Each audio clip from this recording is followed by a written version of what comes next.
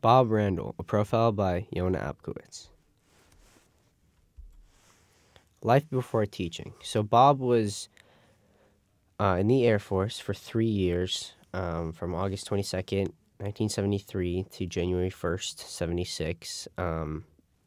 This was pretty distinct, Bob said, because, everyone knows the first day they sign in to the Army, or in this case, the Air Force, and the last day they sign out. And the last day for him was the bicentennial. So that was special, and it sticks in his mind. So he was an officer in the Air Force, and he later had 2 children that attended Los Altos High School. So the budget crisis, I'm going to jump right into it. In 2012, $210 million are supposed to be cut from the education system, which is around 3% of the state's budget. And this can be directly related to the state estimated prison budget, which is around $110 million annually, which is way too high. And the result of this is California is filled with oversized classrooms and stressed teachers. So why is Bob important? Bob has the ability to teach large classrooms, and he's really effective. He makes his own techniques. He's been teaching for more than 35 years, and he really knows his way around a classroom. And basically, the idea is that the education system needs to be more efficient, just like Bob Randall is. The problems of an increased class size. So there are disruptive students that interfere with lesson plans and other students' learning, less student success, and this all can result in a lower teaching and class morale.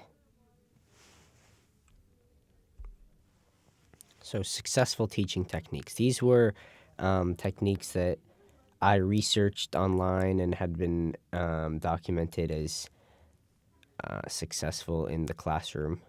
So the first one is: a teacher knows all of his students on a personal level, allowing students to feel more connected in class and in class discussions. This is really important. When students feel more connected in class, you know that your classroom is going to gel really nicely.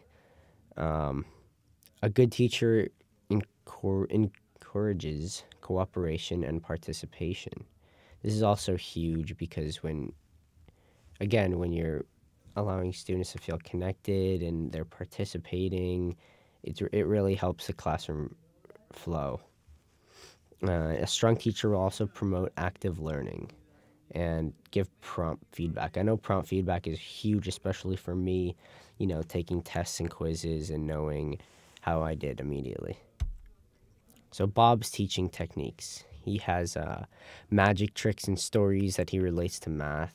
His own math memory devices, I call them, that help students remember math rules. For example, loop the loop, the fish swims into the wall, crisscross across, sailboat, and a few others. I don't know if you know these techniques, but if you've been in his classroom, then you'll memorize these quickly. And through these techniques, he's able to keep students connected and focused on classwork. Bob's strengths and weaknesses. Bob thinks that he can usually determine a student's struggles by putting himself into that student's shoes. And his biggest weakness is he thinks is acting before thinking. What I learned. Expect the unexpected. Bob did not want me recording or putting any of this on YouTube, and I didn't expect that, so we did it the old-fashioned way. I came out with a pen and a piece of paper, and I recorded the whole interview, all the questions and his elaborate answers, so that took some time. And how to read CSS and use jQuery. I think this is huge throughout this year in the web classes. Before, I think we might have touched on this junior year. If I had looked at the CSS, we were doing this we've been doing websites from the design aspect. If I would have looked at CSS at the code, I would have no idea what's going on. But now I can look at stuff and say, okay, I understand that. Maybe I can write a little bit of code and, do some animations and stuff. I've also learned that through freestyle that I have a real passion for photography. I love photography.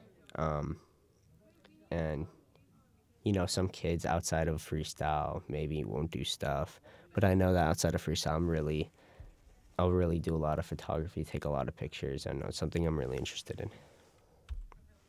So my ending quote.